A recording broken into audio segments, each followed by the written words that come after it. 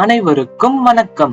அமைதியான மனைவி யாருக்கு கிடைக்கும் என்பதை குறித்து தெரிந்து கொள்ளலாம் வாருங்கள்.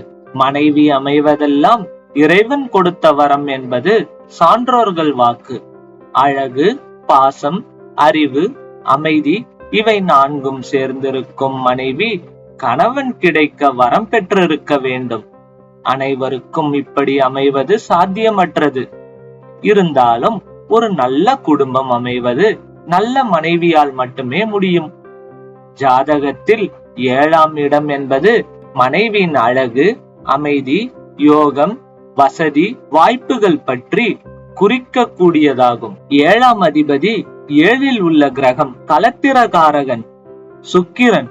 இவர்கள் மூவரும் ஆட்சி, உச்சம், நட்பு வீட்டிலிருந்து இவர்கள் இருக்கும் ராசிக்கு அதிபதியும் உச்சம், நட்பு வீட்டில் இருந்து இவர்கள் 2, 11, 4, 5, 7, 10, 9 போன்ற இடங்களில் சுபகிரகங்கள் பார்வை பெற நல்ல அழகான அமைதியான மனைவி அமையும் யோகம் கிடைக்கும். பொதுவாக ஆண், பெண் இருவர் ஜாதகத்திலும் வளர்ப்பிறை சந்திரன் பாதகாதபதியாக இல்லாமல், அதாவது சந்திரன் லக்னத்திற்கு 3, 6, 8, 12 அதிபதியாக இருக்கக்கூடாது.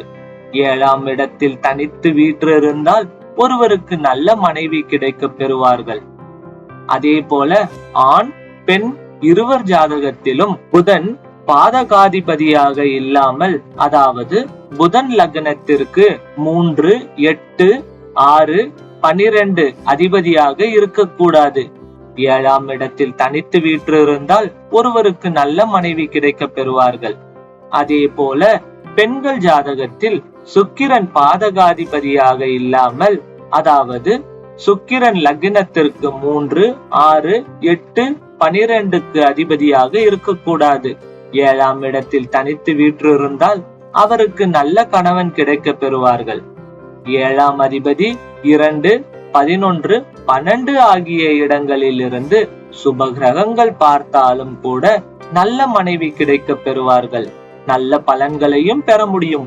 மற்றபடி 7இல் ராகு அல்லது கேது, சூரியன், சனி, குரு, பாபியோடு சேர்ந்த புதன், தேய்பிறை சந்திரன், செவ்வாய் போன்ற கிரகங்கள் இருந்தால் அது நல்ல பலன்களை தராது.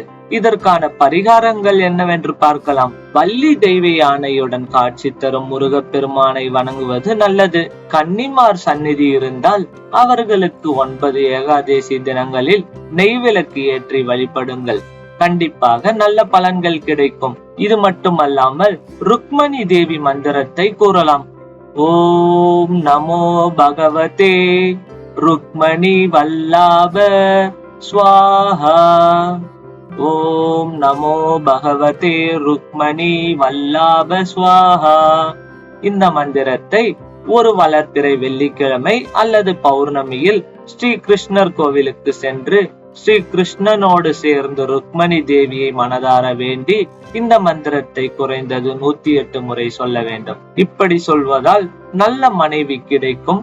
நல்ல மனைவி கிடைக்காவிட்டாலும் அதன் நீச்சத்திலிருந்து நாம் தப்பித்துக் கொள்ளலாம். இந்த தகவலை உங்கள் நண்பர்களுக்கும், உறவினர்களுக்கும், ஆன்மீக பெரியோர்களுக்கும், ஜாதக வல்லுநர்களுக்கும் அனுப்பி வைத்து அவர்களுக்கும் தெரிந்திட செய்யுங்கள்.